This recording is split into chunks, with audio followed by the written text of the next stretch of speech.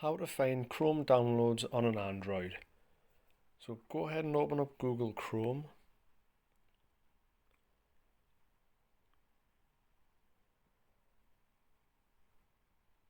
So what I'm going to do is save this image, download image.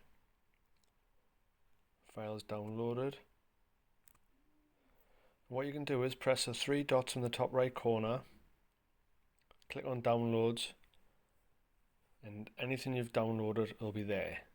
And if you click on it, it'll open it up.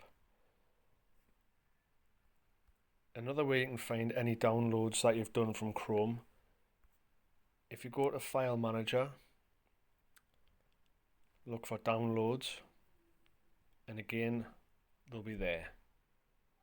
Click on it to open it up, and there you are. And that is how you find Chrome downloads on an Android phone.